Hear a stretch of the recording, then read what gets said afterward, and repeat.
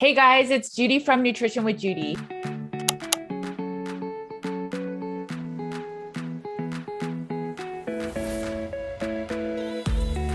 Thanks for joining me today. While you're here, please make sure to subscribe, like this video, and if you're listening on podcast, please make sure to leave a review. This helps my content get in front of more people, so thank you for that. My name is Judy Cho, and I am board certified in holistic nutrition. I focus on getting to root cause healing, and oftentimes that starts with the carnivore cure meat only elimination diet. Today's interview is with Miss Paola Dziwetzki, and she is an expert in ozone therapy. But we're not going to talk about ozone therapy.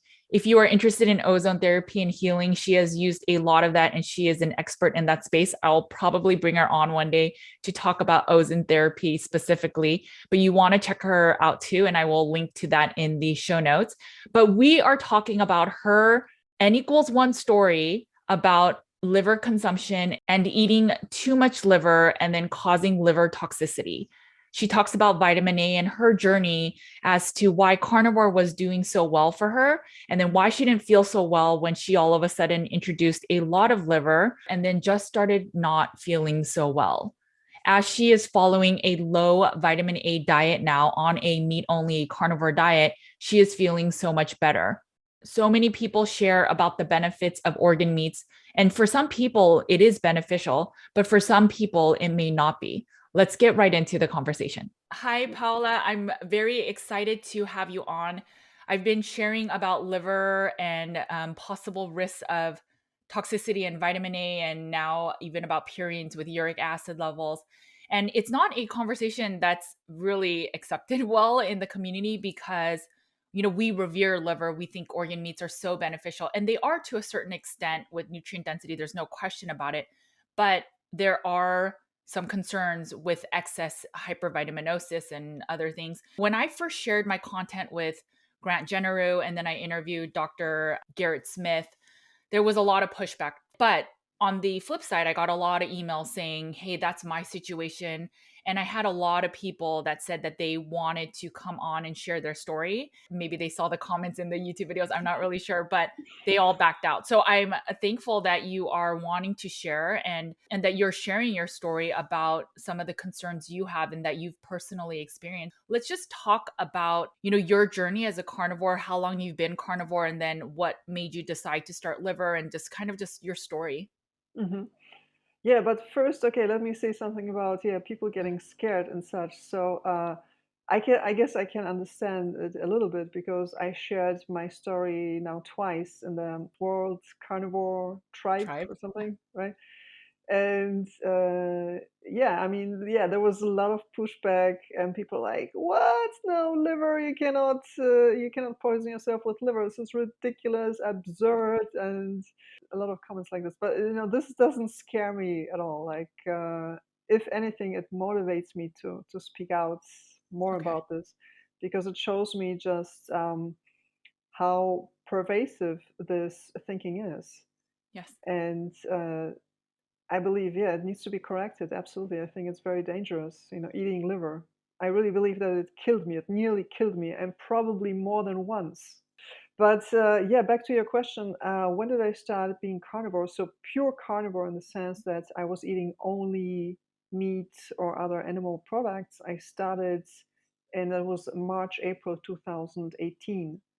But before that, I had been paleo slash on the keto diet for the, over 10 years, I believe. So Mhm. at the time when I went carnivore, I had been eating meat with basically every meal for over 10 years. Okay, meat or any other animal products, cheese, animal fats. 10 years prior to becoming carnivore, turning carnivore, uh, I don't remember how often I ate organs. Probably not often. I Mhm. don't remember anymore. I was eating some eggs and was consuming some butter and other dairy products, which are also problematic when you talk about vitamin A content. But so I don't remember that, but I remember, okay, the like 6 6 or 8 months prior to March 2018, I was consuming a lot of other vegetables also with my meat because, again, I was like paleo slash keto Right. before that. That I now realize were high in beta carotene. So I was also eating, for example, a lot of carrots, and this led to one of many health crises that I had. And that health crisis is culminated around like March, April 2018. And this was the reason why I went completely carnivore, right? So I cut out all the vegetables and I started eating only meat. And I started eating only muscle meat. So it was mostly beef and lamb. Actually, like the first 2 or 3 months, it was mostly lamb and some beef. Mm. Okay, so this was March, April 2018. This is when I started, like, just carnivore, nothing else. And then, so I continued with the muscle meats, but by August, September, October of 2018, I started adding dairy products. I started adding dairy products and maybe eggs, don't remember anymore. And then, so my health then tanked again around like end of 2018, 2019. Um, and I was still carnivore, but I was eating a lot of dairy, and I didn't understand why my health had now deteriorated again. But I continued being carnivore, and then by January, February 2019, I had another outbreak of psoriasis, Mm. which I had successfully managed for over 10 years while being paleo. And now I had a psoriasis outbreak. So, but I understood this was probably had to do with my dairy consumption. So I cut that out completely. And then I went back to just, I cut the dairy out and just was eating mostly muscle meats and probably some eggs, don't remember anymore. And so this was going on until the beginning of 2020. And my health was more or less stable or was getting better. And then around 2020, I must have gotten the great idea of adding liver to my diet. I don't remember anymore what triggered it. I remember that in March 2020, I actually looked up in my Amazon accounts. I had bought a food processor on Amazon to be able to make my own liver pate. Okay, and so around that time, I must have started eating increased amounts of liver. So I was making my own liver pate. I was eating more beef liver, chicken liver. Later on, I found turkey liver. By the way, turkey liver is like the most tender, the most delicious. And you see, when I think right now about liver pate, like I start salivating. This is the crazy thing. Okay. So I've always liked the taste of liver. I would say I had a craving for it back then. Okay. So I was just loving it, like to this day, if somebody came up with a vitamin A free liver pate, I would eat it every day. I just absolutely love the taste. Okay. Beginning March 2020, I must have started to consume more of, various types of livers. And I also was adding eggs to it and Mhm. slabs, like literally slabs of butter. Okay.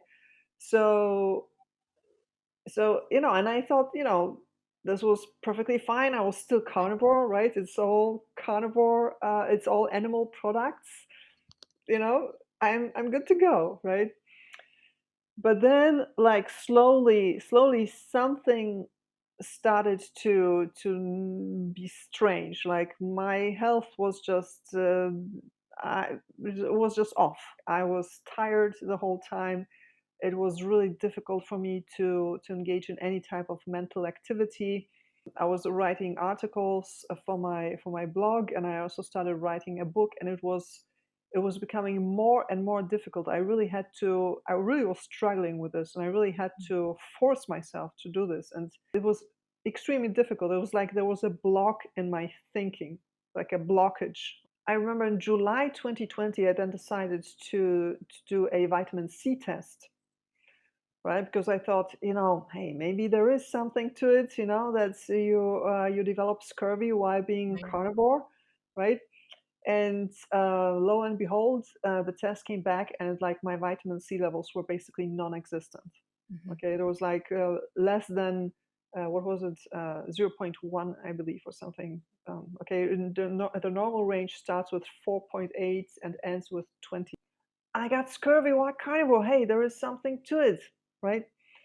And although I wasn't 100% convinced because, hey, there's so many cases, thousands of people are doing this, and they do not develop scurvy, right? So it was kind of confusing. But at the same time, I was also doing ozone therapy. And ozone is an oxidative molecule, and it is known to degrade vitamin C in the body. So I thought, hey, that was probably it. I was overdoing it on the ozone. What didn't quite add up is that in 2018, I did exactly the same thing. So from March until like July 2018, I was carnivore, but mostly muscle meat, lamb, and beef. I was doing ozone like 2 to 3 hours a day.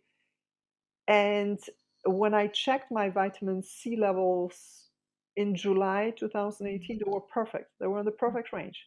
And now it's 2 years later, I'm basically doing the same thing, and my vitamin C stores are essentially gone. So I was like, I was trying to make sense of this, and I couldn't really come up with anything. But in any case, I started supplementing with vitamin C, and I started adding lemon and lime juice, Mm. mostly at the beginning, mostly lemon and lime juice. And that was the first time that I actually broke the carnivore diet, right? Mm. So in 2020. So between 2018 and 2020, for 2 years, I was strict carnivore. Some things improved, like I had bleeding gums. I had developed Okay. bleeding gums. So after I started adding lemon lime juice, that stopped. The breathing difficulties, like shortness of breath, that resolved as well. The fatigue, first, it seemed that it did get a little better, but later I realized no. Later it actually got worse. But anyway, at that point, I started regularly consuming lemon lime juice. Later, I also added sauerkraut juice and Mhm. sauerkraut. Those are all like high vitamin C foods, Right. right? But I still had no idea that it could have anything to do with the huge amounts of vitamin A I was consuming in the form of liver, eggs, and butter. So I continued with those things. It was not. Some people ask me when I speak out about what this did to me. They keep asking me like, how much liver did you eat? Right. Right. So I cannot tell them exactly, right, because I didn't keep a journal. I didn't write it down what I was eating every day. So I'm like mostly speaking from memory. At the place where I would buy the chicken liver, especially, the chicken liver comes in packages of 300 grams, which is like Mhm. a little more than 1 pound. Okay, and so I would prepare like a whole package, okay, plus add like 4 or 5 eggs on top Mm. of this, and a couple of slabs of butter. So when you type this into like one of those apps that tells you, all the nutrients and so forth, Chronometer, like a chronometer, right? right? So it came out. It was like 45,000 units of vitamin A. Okay, so there were periods, I believe, where I would eat this type of thing like several times a week. Later it may have tapered off to like several times a month. But then I remember in 2021, Mhm. I started to eat liver again every day, but in very small amounts. Probably kind of like well, more than what is in the liver capsules. So it was, yeah. So it was minimal, but I was still consuming it, and I was still eating it. Oh, and then at some point, I also switched to eating only egg yolks, Mm. right?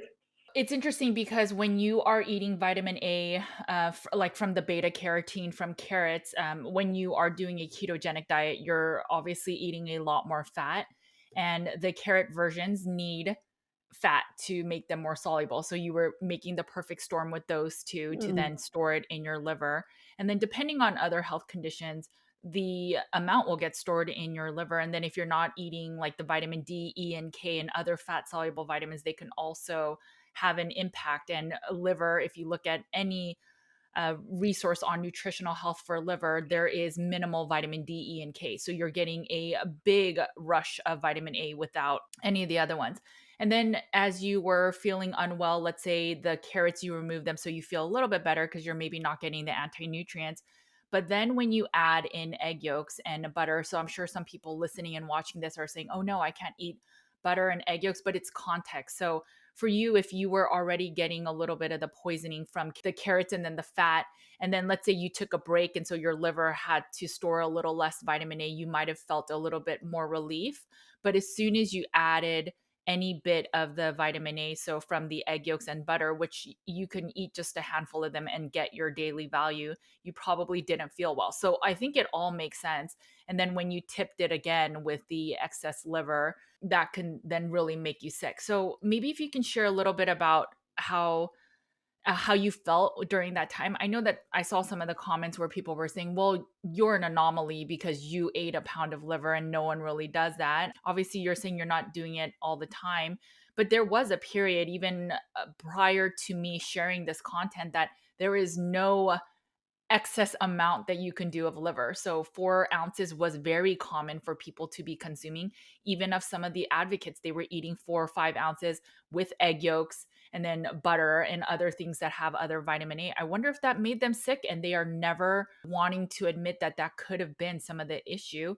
But over the course of like almost a year now, I hear it now where people are like, okay, 1 ounce is safe. But just a year ago, they were saying 4 ounces was safe. It's interesting. And now I hear it's like half an ounce, I guess they've moved to. But regardless, there are just some people, there's a reason we have an upper tolerable limit that our government standards have, where if you eat beyond this, there's a chance or risk of adversity to your health. And so for 1 ounce of liver for any child under the age of 3, even 1 ounce a day is way above that tolerable limit. And so we think of these dietary guidelines where we recommend babies and infants first foods being liver. But again, your liver is also not fully developed until past the age of 3, and you're giving them in an amount that's above the tolerable limit. So I wonder how much of an impact it has on children when again, vitamin A should be better balanced with D, E, and K, but there is no real D, E, and K in liver. So are we setting up these children? And I was completely the same. My 2-year-old had a lot of chicken liver pate, and I don't know how much damage I've done on him because he was eating it again when his body couldn't process it. And for sure, when he was eating pate, he was eating more than 1 ounce a day. And I thought it was a superfood. And I hope that I am reversing some of that by him not eating as many vitamin A foods.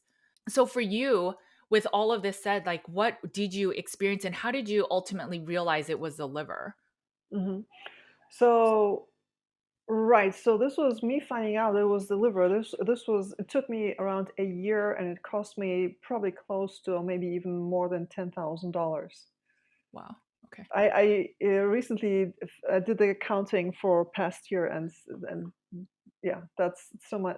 I spent so much money on. I was like throwing money on supplements, all day, every day. I was just buying new stuff. I was researching online, and then trying supplements, ordering them online, and then and just waiting for them to arrive. And then like Yeah. every day, I was testing basically new supplements, different dietary interventions, and um, yeah. So it took me around a year, but yeah, what did I experience? So yeah, the first symptoms were kind of like slowly creeping in. It was like by the beginning of 2020, mid 2020, and it was just like a lack of energy, like Mhm. just not having any motivation, like feeling very lethargic, Right. having difficulty thinking, doing any type of mental labor was just draining, and just like really feeling like yeah, completely devoid of any drive, any motivation. And this then kind of like increased to like the fatigue basically increased more and more, where I felt like a complete brain dead zombie. Hmm. All right. So the fatigue was just really overwhelming. So this was one thing. Then another thing that I developed, that I don't think I've ever had in my life before was edema in my ankles, so water retention in Mhm. my ankles. And it was severe. I don't know if you've seen the pictures. I can also send you the picture, and you can maybe include it in the video later Sure. if you want. And so it was really like, like the typical ankles that you see, in older women, where the tissue, the food's basically, flowing out, spilling out of the shoes. And it was really perplexing to me, but I thought, hey, I guess this is aging, right? Mhm. Maybe it had something to do with, how I felt, maybe not. I wasn't sure. Then another strange thing that I developed was joint pain. It was Mm. joint pain in my left elbow and my right hip. And the reason why this was so strange, and I developed this joint pain while being on a carnivore diet, is because back in 2018, I had resolved the joint pain with the carnivore diet. Interesting. Okay. So in 2018, like within 3 days of going carnivore, the stiffness in my neck Mm. resolved. The hip pain in the right hip pain was down by 95%. 2 weeks later, it was completely gone, right? Just by me switching from like a ketogenic diet with root vegetables and meat to only meat diet, Sure. right? And now I was still carnivore, and the pain came back. Mm. I was like, it didn't make sense to me. Another thing that happened is that, especially after food, like the fatigue, I would always feel fatigue, but especially after food. Like after I ate, I was just knocked out. And then I had constant bloating. Like whatever I ate, I had bloating. If I ate just chicken or just beef or whatever, right? I had constant bloating after food. At the same time, I was losing weight. So Mm. my belly was bloated, right? But the rest of my body was getting thinner and thinner. Mm. Right. At the same time, I also developed like a pain here. It was Mhm. like a little, I think solar plexus is here, so it was like slightly below the solar Mm. plexus around here. And at the same time, I also developed what I call sandpaper skin. So when I would touch my skin, especially on my face, it really felt like sandpaper, Mm. like really coarse. Right. So those were the symptoms that, that were most troubling. But there was like a whole list of things. There were like 20 other things that occurred.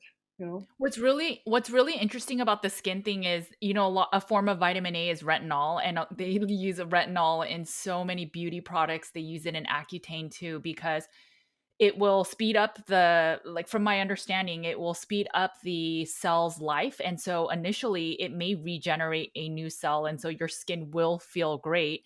But really, in essence, it's just expediting the aging process. So I wonder if you had already gone through that with the excess vitamin A. And so that's why now your skin is actually showing the sandy paper, which is inevitable to happen for people that are using excess retinol, consuming a lot of liver, taking the Accutane. Initially when you're young, sure, it works great, but really all it's doing, it's aging your cells quicker, which is kind of scary. Mm-mm. So it's interesting that you went through that with the sandpaper feeling. So what made you realize that it is vitamin A and it wasn't, or the Well, liver particularly? hold on a second. Let me add something. So those were right. So those were the symptoms when I felt really bad. But later on, that was towards the end of 2021. It was getting progressively worse and worse and worse. And I was losing more and more weight, and it was kind of scary. Hmm. And but at some point, it was so bad. I was so weak. So it wasn't just like fatigue. It was like actual weakness. And I really felt like something really dangerous is happening to me. And at some point, I was so weak. I remember that I live on the first floor. Hold on a Okay. second. Wait. In the US, it's a different system. Wait. So there's The second floor. You live on the second floor then I of the live, unit. okay, according to the Yeah, US, right? I live on the second floor, right? So I just need to go like one flight of stairs, sure. right? To get to my apartment. Yeah. And I started taking the elevator Mm. to get to my apartment.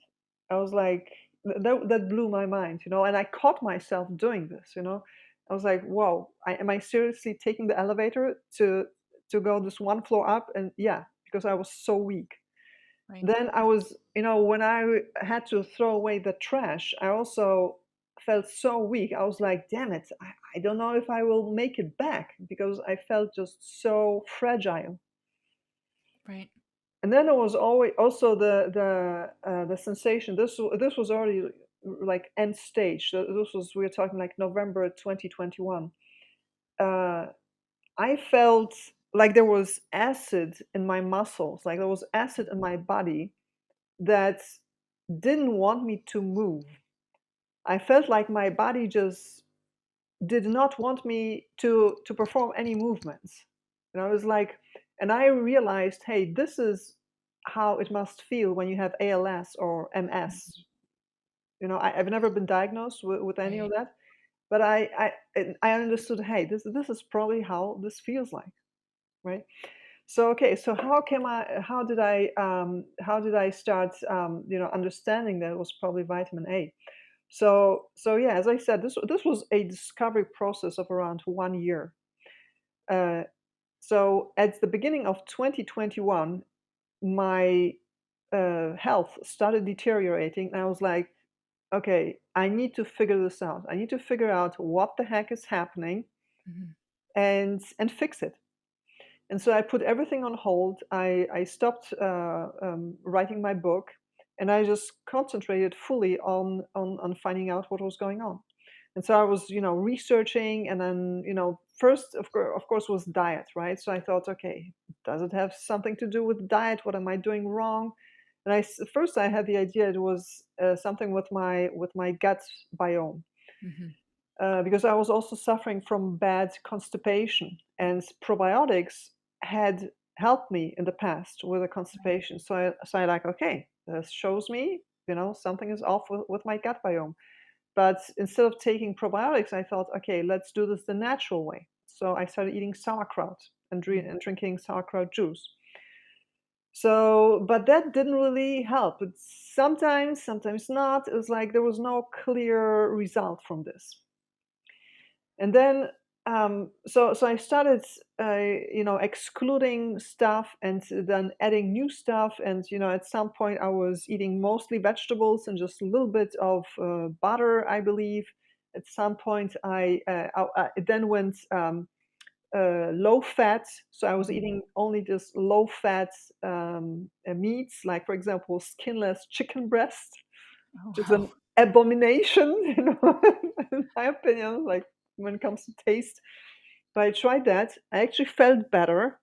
Mhm. But then I was like, hold on a second, this cannot be healthy, Mhm. just because there's really nothing to this thing. So I need to add some nutrients. So I started adding egg yolks, Mhm.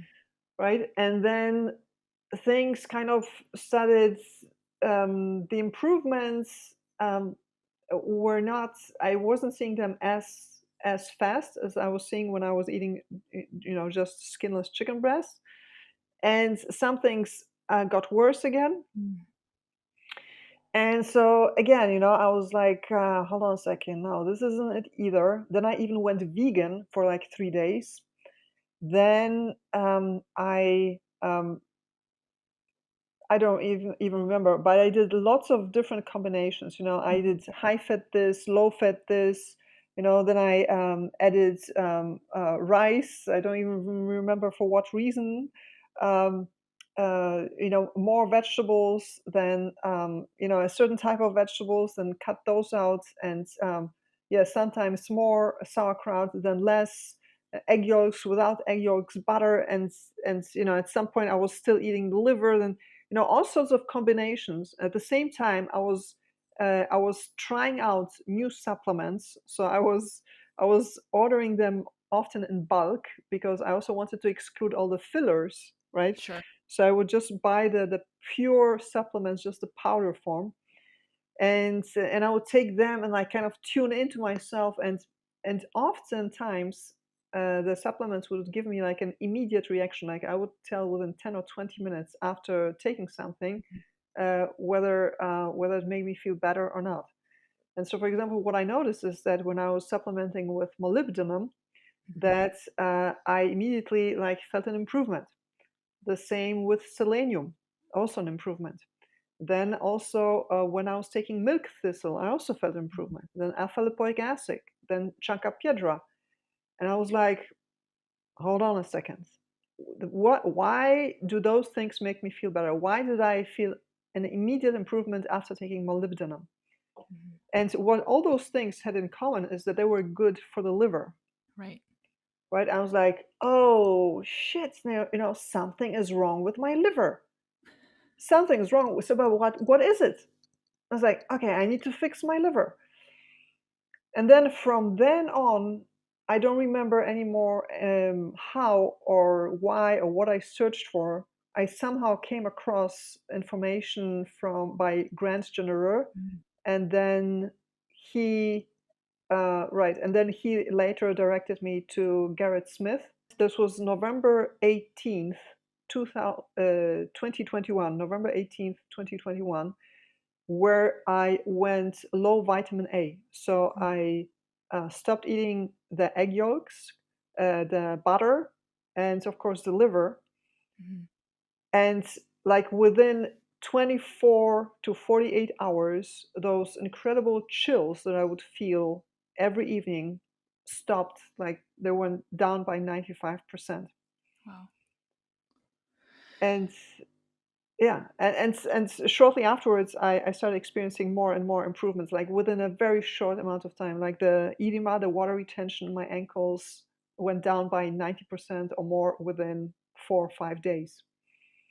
After 2 months on the low vitamin A diet, I basically had as good as never this crushing fatigue. I could Mhm. just function every day. It's amazing because there's a lot of people that eat meat only carnivore and they do include liver and then they say they have crushing fatigue. And I wonder, I used to think it's maybe they're just not eating enough fat, but then I started seeing a lot of hair minerals come in that there are certain markers that are always consistently high. One of them is copper, one of them is chromium, and then sometimes like the molybdenum is also low, like you mentioned. And it's the markers that are also high, or the nutrients that are really high in like beef liver specifically. Beef liver has, I think, 3 ounces has over 1,000% of your daily value. And Mm-mm. so if you're not eating zinc with it, you're going to deplete yourself of zinc, and you need the zinc to produce stomach acid to break down your foods. So it's interesting that as soon as you stopped eating a lot of these vitamin A rich foods, that then your liver was like getting a load off itself and can actually function well to then possibly help you not feel cold, which affects your thyroid health, and your liver converts the T4 to T3. So it's all very interesting because a lot of the advocates that are saying now introduce carbs, for example, they said that they need it for thyroid health. But I wonder if it's like, was it the vitamin A level you were eating that was affecting your liver, then that affected your thyroid health? Obviously, this is a lot of speculation, but it's just for me, when I was doing the research, what I kept seeing was I kept seeing a lot of people with hair mineral tests, their copper is super high, and then their chromium is somewhat high, and chromium isn't as high as copper in the liver. And then I was getting conversations about psoriasis, and I started wondering and I started digging into it, and then I found it. And same thing, when I decided to share, it was primarily because adults are adults. We can make our own decisions. But when I thought about the kids, especially the kids that are 1, 6 months and above, even up to the age of 3, even 1 ounce of liver is poisoning to their liver health. And that part, I felt the duty that I should be sharing people because I mean, I did it to my kid. I recommended liver pate all the time. And that if you don't feel well, you hear people say, well, you should try adding organ meats. When in fact, a lot of people come to a carnivore diet with poor liver health, with non-alcoholic fatty liver disease, cirrhosis, a lot of things that affect the liver. There's a reason why most of us cannot detox well. It's because we don't have good liver health. Well, then if you're adding this level of liver vitamin A and all the other things that of the copper and chromium, et cetera, and even like the B12, I just saw recently the B12 levels in 3 ounces of organs is 2,000% of your daily need. So, and then if you're eating meat on top of that, is there a point where B12 can be in excess? And sure, B vitamins don't get stored fully, but some of them do, including B12. Mm-mm. And the conversation is, it's not that we're trying to necessarily deter people from fully needing, I'm sure your opinion is a little different than mine in that, but it's knowing that there's a little asterisk by a liver. So when you're going to eat it, that doesn't mean that this nutrient dense food is good for everyone.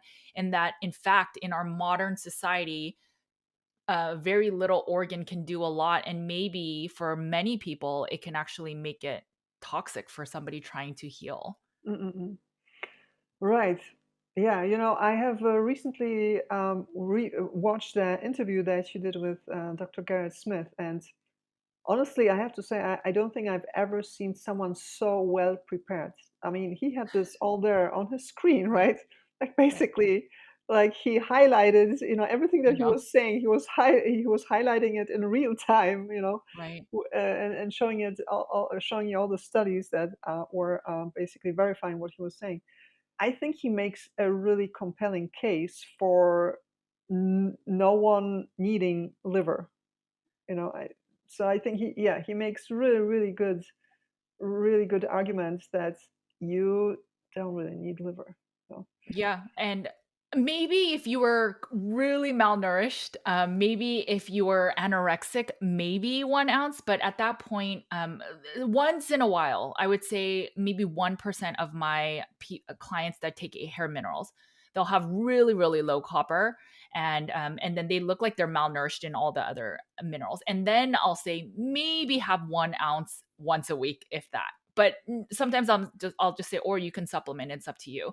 But other than that, I don't recommend any of my clients taking liver because, again, and it's not just liver, like the other organs have certain issues, like kidneys, for example, too. But it's just there's a high risk with consuming too much liver. Like you said, it made you sick. And when I put out the content, there were a lot of people that messaged me directly, and I just didn't share about it because I don't need to prove my case. Like I said it in my videos with Dr. Garrett Smith. And after that, it's just there were a lot of messages with people really with debilitating illnesses when they started a carnivore diet and it just got worse progressively.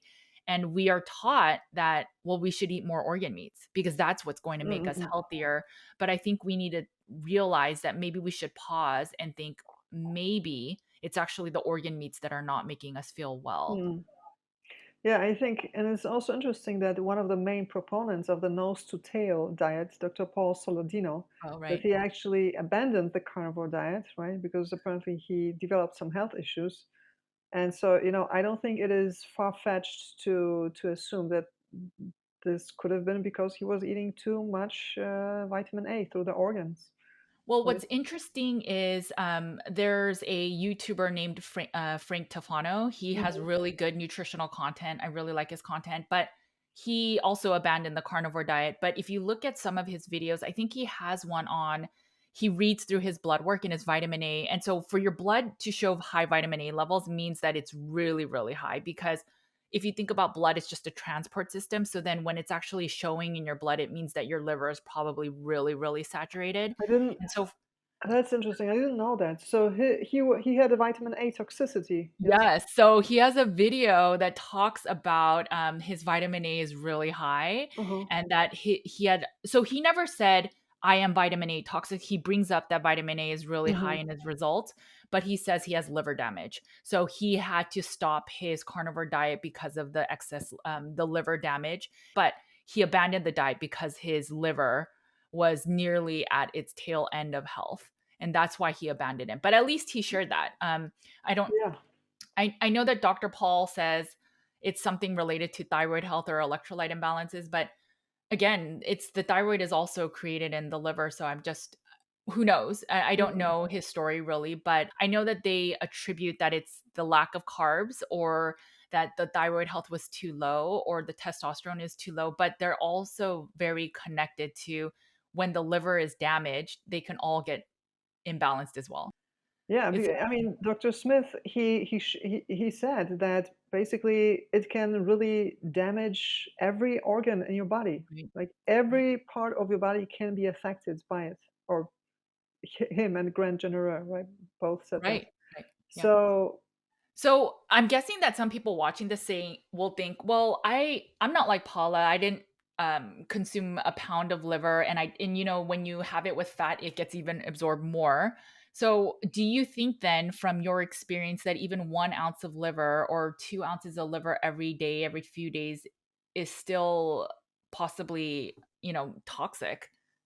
Yeah, I think, there are different sensitivities, and this probably has to do with the state of your liver and Yeah. whether there is cholestasis or not, right? I think that Dr. Garrett Smith, this is, from what I understand, this is kind of the idea that he says that uh, you know, um, different people may be at different stages of cholestasis, Right. basically like have different stages of an impaired bile flow, impaired liver function.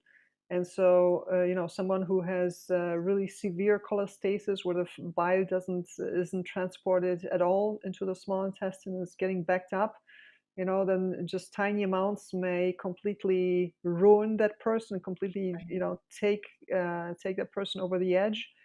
Another person who has really well functioning liver, right? No cholestasis, bile is being produced, is transported, everything's perfect. Then it's gonna take a lot longer and a lot more of vitamin A consumption to make that person sick, right? Yeah. So And I think that makes a right. lot of sense, especially with people that eat a lot of grass-fed meats. They're not eating a lot of added fats, and the meats are generally leaner, so you're not going to stimulate the bile more. One thing I always recommend with my clients is if you have constipation, there's a good sign that you don't have good bile stimulation, and those are the people even more so should likely not be consuming organ meats.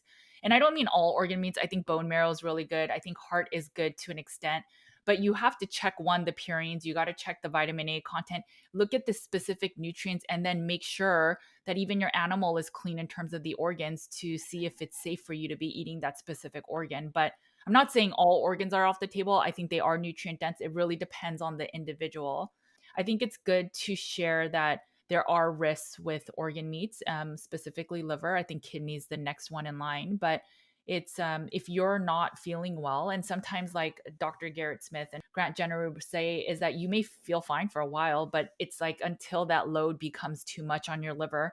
For some people, I see it's stress, right? So maybe they could tolerate that 1 ounce of liver through liver chips, liver supplements, liver food, and then they get hit with the new job, their stress increases, so their liver health is not as good. Maybe they eat little things off their carnivore diet, and then all of a sudden their health crashes, and I've seen that a lot as Mhm. well.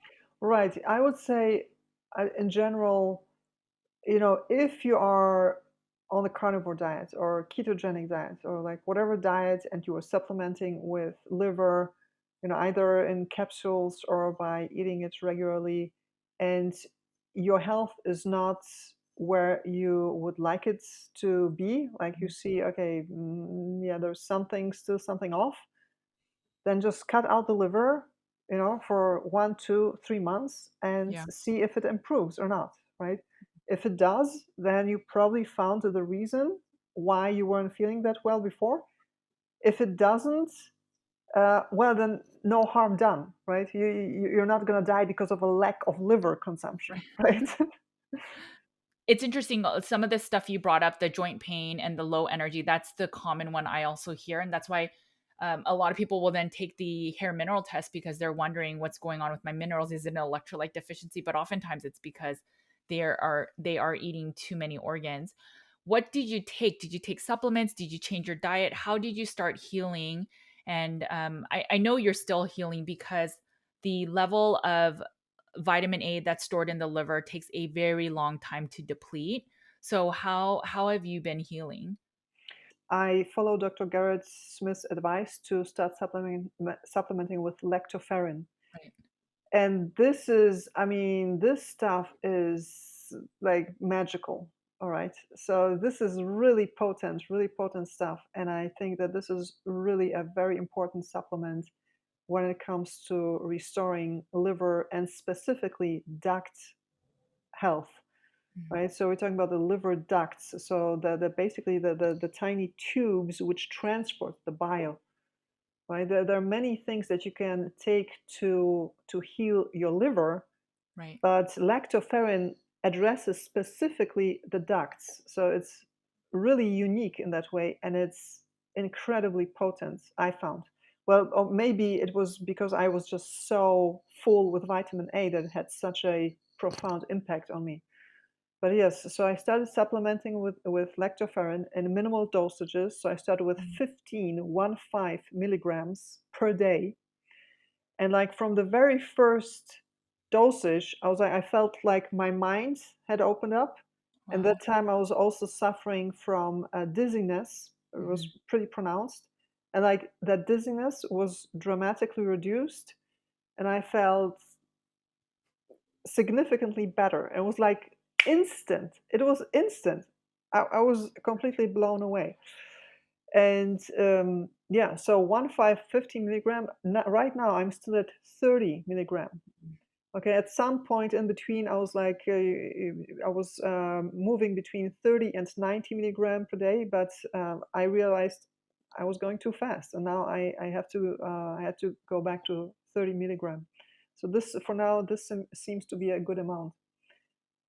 Yeah, so yeah, lactoferrin, super important, I found, and really, really magical. And so I'm really grateful to Dr. Smith that he recommends this. Yeah. Before I Okay. discovered lactoferrin, I tried colostrum, and it was, from grass-fed Swiss cows, who had like the best life and like, all organic and stuff. And I tried that, but I didn't feel good on it. Mhm. I don't remember exactly what was happening, but I had to stop it. It is possible that I was taking too high dosages. That's Mhm. possible. You can use colostrum for gut health, but I realize if you're taking grass-fed dairy, they're higher in vitamin A, so it could be that. Right, So exactly. because grass-fed animals eat more of the grass and the sun, and they then accumulate more vitamin A than just the other types of dairy. So it could have been that. But it's powerful in terms of gut health. Or you can use like immunoglobulin, so the IgGs without any of the colostrum. And those are created from bovine. And so they don't use the dairy part of it. I just want to set, for me personally, the record that I'm not opposed to people eating vitamin A, but I think we should be very careful based on where we are stemming from. So knowing that my younger son, for example, had a lot of exposure to chicken liver pate, some beef liver, and then we were eating like 6 to 8 eggs a day, and then the cheese, and he was drinking goat milk on top of that. So now I'm mindful of, as long as he's getting his limit, then I'm kind of good with that. And then so I may maybe not have him drink some goat milk that day. Absolutely no liver for them, and no supplements with vitamin A, none of that. And then I also make sure that, sometimes they are in the sun, things like that, to get the vitamin D, maybe balance out. Sometimes they take vitamin K too. But if they're eating eggs, then I limit it now. And I'm just very mindful of, I know what foods have vitamin A, and I will make sure that it's a lesser amount than they were eating before, which was probably, I don't know, several X the amount that they should have been eating. Mm-mm-mm. Right. Yeah. So, what about your diet? How is your diet now? So how is my diet? Oh, okay, all right. So yes, when I discovered Dr. Garrett Smith, so I started adding lactoferrin, and I was also eating rice. So it was Mm, mostly white rice. I was doing this for like the first, I don't know, 3, 4 weeks, I believe, on the low vitamin A diet. But then I discovered that when I was eating the rice, that the water retention in my ankles was getting worse. So it never went back to being as bad as it used to be, the water retention. But I saw there was, okay, there was still, it was getting worse, right? Like 10, 20% or so. And so I cut out the rice, and so like 3, 4 weeks into the low vitamin A diet, I went back on full muscle meat carnivore. So I had been now, again, pure carnivore for, okay, now is February 18th. So how long would it be? I don't know, 6 weeks or so, 5 weeks. So this is what I've been eating, so I eat like muscle meats of all animals, mm, pork, beef, lamb. Lamb is super, super low in vitamin A. Chicken also. I Right. do notice that I feel better when I limit my fat intake, but Mm. it's really hard for me. You know, like Yeah. eating like fatless meat, like skinless chicken breast, or like really lean cuts of pork. This is it's really difficult to take Right. this down, you know, because there's like no flavor. It doesn't satiate you, you know. But I do feel better. I have to admit, you know. So I'm You trying may to find, you know, like a middle way somehow. Yeah, and as you heal, you may want to just take some stimulants or supports that will help to stimulate bile production in your liver. And as your liver heals, then it can produce more bile without it getting obstructed. So it's just time. I don't think you need to. I think fat is such an important thing for hormones, for mental health. And so as you heal, and then you're able to take in more, like have the liver do more work, it could produce more bile. And I fully believe that you can take possibly digestive enzymes, biles, producers, but maybe you need to do a little bit more healing with like the lactoferrin, less vitamin A on the liver, and that may just help you. It's Yeah. Yeah. So if you had any message, I'm grateful you shared your story because I know there's some people that thought I was just fear mongering, which I gain nothing from this. I don't sell these vitamin A things. I don't sell liver. I don't. I get no benefit from people yelling at me on the internet. But I feel that it's the right thing to do is share about this risk, especially with young children. They have the rest of their life in front of them, and you don't want to be inundating them with excess liver that can get them really sick. Mm-mm. So I thank you for sharing your story because I think a lot of people are scared to come up when they see the mob kind of yell at me. So, if you left any people with any message, what would it be? Meat is one of the healthiest thing that you can eat. This is super, super important to eat meat. Really, this is meat is probably the superfood, muscle meat. Us talking about the dangers of eating organ meats, this is so that we improve the carnivore diet, right? And so that we protect people and avoid and help them avoid making the same mistakes that we've been making, right? So, because during the time when I stopped being carnivore for a while, when I was trying to figure out, you know, what the hell was going on, people were like, "Oh, you see, that was because you were eating only meat. It was the carnivore diet, you know, that made you so sick, you know, right?" No, it was specifically the organs, the liver that made me sick, not the meat. This is a core message, really. You know, just watch out. Like, don't eat organ meats. So limit them. You don't need organ meats to be healthy on a carnivore diet, right? Because I think this is what people struggle with, right? Right. I think people still, it's hard for many people to believe, hold on a second, I can get everything that I need just from meat, just from muscle meat, just from eating ribeyes or like, you know, whatever my favorite meat cut is. You know, it just sounds too good to be true. Like it sounds like incredible. They're like, no, no, no, no, no, no. I need to do something extra, right? Otherwise, I will develop some deficiency or something. So, you know, give me the liver capsules or this. No, you know, don't try to fix something that's not broken, right? Right. If you feel great just eating ribeyes or like whatever other muscle meat, you know, then stick to it, right? Don't try to fix something that's not broken. Thank you. So do you still take the vitamin C? Do you think that I was like, do don't. you think you had scurvy? I Okay. don't. Okay, Just wanted to okay. confirm. This is a fascinating topic. Okay, you need to read this. Okay, so this is an article written by Grant Jenner, and he did extraordinary detective work, and he really makes a really solid case that scurvy in reality is vitamin A poisoning. And he goes back to the 1700s Mm. and lays it all out, you know, and he shows that basically back then sailors started taking what was the soup? Damn it, I forgot the soup. So it was a certain product. It was a soup, a canned soup that was made from oxen offal. I don't know if I'm pronouncing this Oh, correctly. O awful? F Yeah. F Yeah. A L. OFFAL. Yes, awful. Right? And so, right, so offal, this is right, exactly all the organs, including liver, right? and they made soup out of this and canned it, and they Mm. were giving this to sailors on their journeys across the sea, right? And so this is what they were eating, and so the scurvy then starting showing its first symptoms like 6 to 8 weeks after of the sailors being out in the sea, right? And so this is basically how long it took for the vitamin A to build up in their system and to poison them, right? And he says that interestingly, bloodletting was one of the most Mm. popular ways to treat scurvy back then. And of course, bloodletting, this is also something that Grand Genereux recommends in order to deal with vitamin A poisoning, because it's basically, you take out the poisoned blood that has too much bile acids and vitamin A, and you help detox vitamin A that way, right? And they were doing exactly the same way hundreds of years ago, right?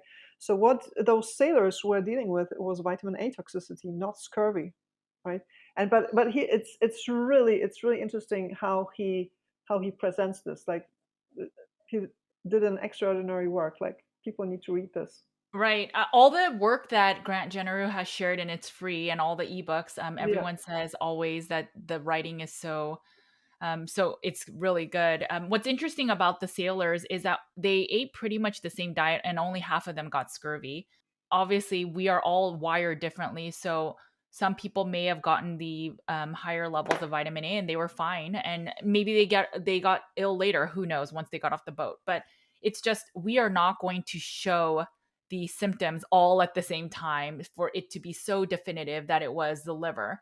But there right. are for sure people that get sick. And all I want in my messaging is that if you get sick on a carnivore diet, that you can also wonder if it's any of the organ meats, which right now there is really no discussion about that. It's, if Mm, anything, you should be eating more organs.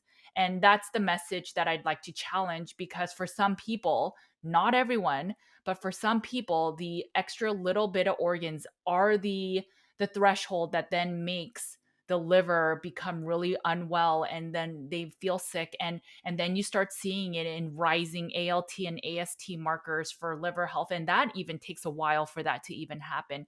But it's always something that I have been seeing more and more trend wise.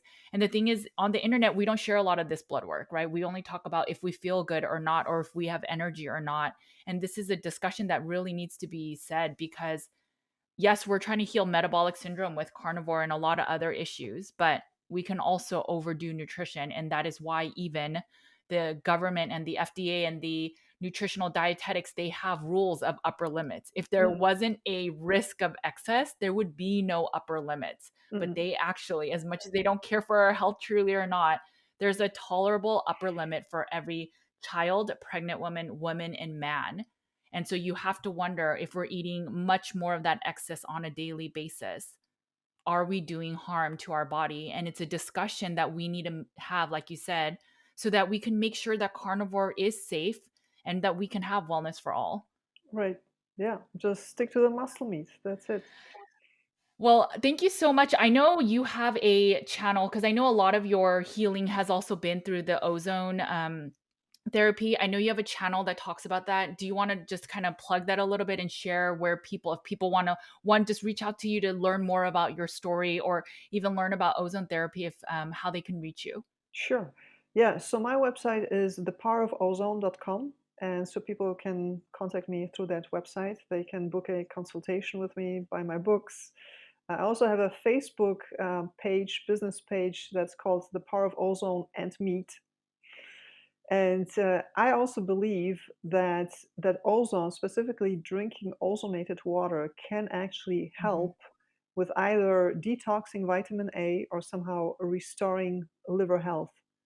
No, Mm. this is just something that, based on my observations on my own body and how my body responded to drinking ozonated water, I believe that possibly, this is one of the things, just like lactoferrin, that can actually speed up the healing. That's powerful.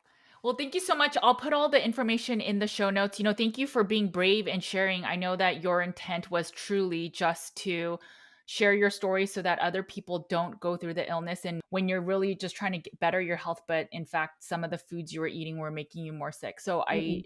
I commend you on your bravery. I know it's not easy. I'm sure we're going to get messages saying that we're being dogmatic or haters, but this is what we need to do when we challenge science so that there's I can love the be haters. other. They pump me up. They motivate me. I have Yeah. I have no problem with people criticizing and hating, and so bring them Well, on. thank That's you. fine. Thank you so much. Yeah. Thank you. Thank you for being brave and sharing, because this is a message that so many people need to hear, especially for their children. So thank Well, you. Okay, guys, I hope that this interview just really was eye-opening, that sometimes for some people, organ meats just may not be ideal.